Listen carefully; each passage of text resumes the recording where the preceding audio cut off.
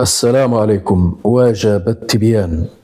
أنظن الإخوان أن فقيه التيك توك مشى فيها، خرجوا الجمعيات وبقاو كيهضروا كيقولوا الديرة السيدة دارها، شكون اللي عطاها الحق؟ أنتم عاد تسمعوا أعضاء في الجمعيات كيتكلموا عليه، وباغي قبل ما نسمعكم هاد الناس غنقول لكم شي كلام بعدا. لو سمعتم هذا الفقيه كيف يجود كلام الله على قناة محمد السادس لانبهرتم الإخوان من حسن صوته وكيف يرتل كلام الله سبحانه وتعالى بالقواعد. في الوقت اللي قليل الآن باش تلقى فقيه إمام يصلي بالناس الصلوات الخمس أو يصلي في رمضان بالناس التراويح يحسن تجويد كلام الله بالقواعد. أخليكم تسمعوا لهذا الناس كيهضروا ثم أعود للتبيان والتعقيب. هذا اليوم اللي كيقوم بالقواده الالكترونيه ويقوم بالاتجار في البشر بكل ما تحمل الكلمه معنى. لا اسمح لي، لا اسمح لي، خصنا نوقفوا هذا المسمى الفقهي. واش اليوم ملي كيطلع اكثر من 30,000 سمعتوا؟ واش من حق تعطى لهذا السيد اللي كيستغل بنات المغاربه وكيطلعهم بصفه انه كيزوجهم؟ شكون هو هذا الفقيه اللي كيدعي يعني الفقه وكيدعي القران وكيدعي الامام وكهذا الشيء هذا؟ تلقاه داير بث مباشر نصائح للازواج وتسطنتها بث مباشر اللي كيسطيك ماشي هو بنادم جالس. شوف، عندك التليفون وعندك انترنت وعندك جبهه فيها 83 كيلومتر، دير دابا عطاتك عندك وجهك مصندل، دير داكشي اللي ما كيهضرش عليك انت، وجهك مصندل دير داكشي اللي بغيتي، داك انت المعنوي لو اون ديال الفرنسيس. ما عندناش اون هنا في اللغه العربيه. عطاتك جبهتك انك دير هذه المسائل ديرها، شغلك هذاك. انا اللي كنستغرب ليه اللي كتلقى 150,000 طالعه في اللايف، هذا كتعاود قصه حياتها كيفاش طلقات هي وراجلها. اقسم لكم بالله 256 كا سيد سكريناها وصيفطها ليا، قال لي كتبقى تبعها خا ياسين، قال لي ها فين نبحو تيدير الله تا هو يدير الخير. ورايت النبي وليس معه احد، الله يحشرنا في زمره الانبياء والصديقين وخلاص. 256 كا يعني 256,000 واحد هذه مقرضه حله فما مضبعه في اللايف. شوف، كاين جوج ديال الحالات اللي كيخليو الانسان المستقيم او الحامل لكتاب الله عز وجل او المسلم المؤمن المحافظ انه يدير بحال هذا الشيء هذا، بحال هذه الاساليب اللي دار الفقيه ومن على شاكلته. السبب الاول هو ان لما كتكون واحد الدوله ما كتعتنيش بأهل العلم وما كتشجعش البحث العلمي وتشجع طلبة القرآن الكريم والعلماء والفقهاء وكتظلم، هذه من بين النقاط اللي كتخلي طالب علم أو حامل لكتاب الله إما يهجر هذه البلاد. وكنعرف بزاف ديال حملة القرآن الكريم والعلماء والفقهاء اللي خواو هذه البلاد هذه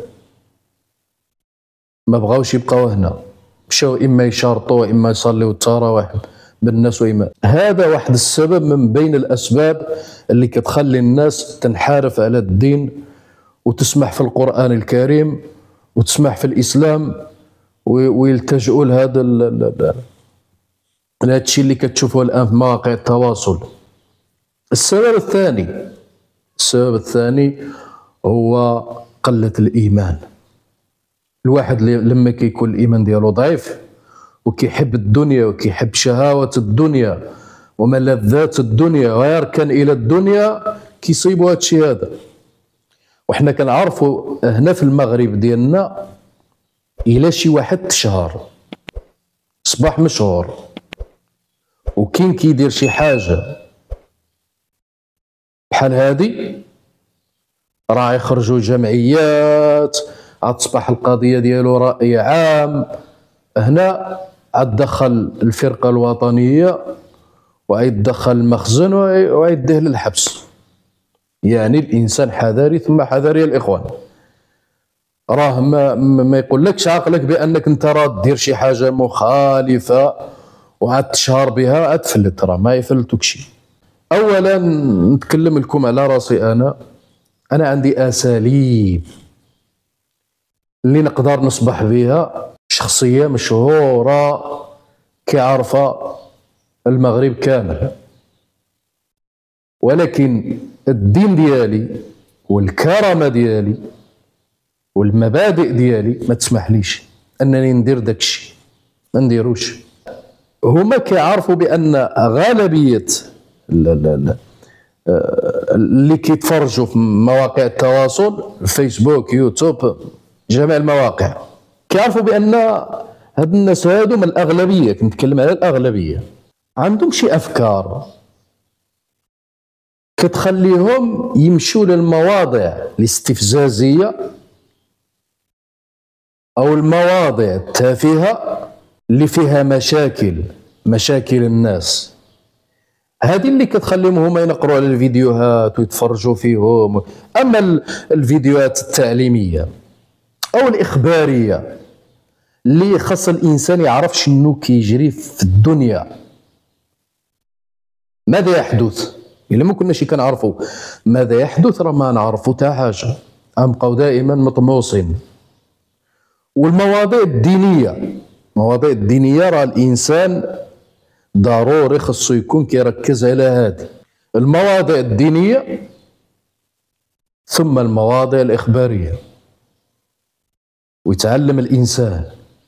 اما كونك انت واحد الانسان ما عندك غرض، حب الاستطلاع على الحياه ديال الناس، كيف ما كيوقع دابا الان في هذه المحتويات ديال الروتينيات، واحد كيدير روتيني اليومي، كيخلق مشاكل، غدا يخلق مشاكل، بعده يخلق مشاكل، مره مدابز مع اختو، مره مع عمو، مره مع زوجته، مره حتى انه ولا بالكاريكاتير. وليتي كتقول الدري صغير اش تبغي تولي ملي تكبر يقول بغي نولي مؤثر تافه. علاش؟ هو اللي عنده بزاف ديال المتابعين، هو اللي ممكن يدخل الفلوس بادنى مجهود. يكفي انه يجيب باه في بث مباشر على التيك توك ولا على اليوتيوب، ويجي من ورا باه وينغزو، وباه حيت ملي كتنغزو تيدور تيبدا يسب ويعير الى اخره، والمشاهدات كطلع وفلوس الادسنس بالباطل تدخل. والناس متبعه، وغتلقى عند هذا 3 مليون متابعين وعند هذا 4 مليون متابعين، وعند هذا كيدخل لي في المباشر 200,000 وهذا كيدخل لي في البث المباشر 200,000، والناس متبعه، وغتلقى عند هذا 3 مليون متابعين وعند هذا 4 مليون متابعين. وملي غيجي واحد الشخص معين مثلا، اما صحفي، اما سياسي سابق، اما استاذ جامعي، اما مهندس، اما كذا، وغادي يكون كيحاول يوعي الناس بواحد الطريقه او باخرى، اما في المجال السياسي، في المجال الشرعي، في المجال ديال التخصص ولا كذا، اش غادي يتكالبوا عليه باش يجلسوا ياكلوا يلحموا. نفس الناس الذين يشكون من التفاهه هما نفس الناس اللي معمرين الفضاءات ديال التفاهه، وهما نفس الناس اللي غادي يقول لك ايوا صافي اللي جا بغى ياكل الفلوس بالادسنس. والناس كيعرفوا بان راه هذاك عا تمثيل وراه غا افلام، عباره على المسلسل ديال غوادالوبي، هو بقلب محروق كيتابع ديك الشيء وكيتفرج سبحان الله، سبحان الله العقليه هذه، سبحان الله. الجنس العربي بالخصوص هو اللي كتلقاه مهتم بهذه المسائل هذه بزاف. اما الجنس الاخر كيهتم بالبحث العلمي، كتلقى الناس ما يتفرج لكش في مواقع التواصل الا الا كانت شي حاجه يستفد منها، بخلاف الجنس العربي. الله يهدينا ويهديكم الاخوان، الله يهدينا ويهديكم. واحد الحاجه ما عندك فيها تربح، اخر كيمثل عليك وكيمثل عليك بالكذوب. دابا عاد فتحت الفيسبوك كيطلع لي واحد كيقلب على اخر الكروسه، واو يغوت والروينه وهادي شنو كاين، هو داك الشيء هذا كامل من اجل فلوس الفيسبوك وفلوس الروينه. دابا حنا غنكونوا مجتمع متقدم بهذه المصائب هذه؟ الانسان يفكر شويه صاحبي.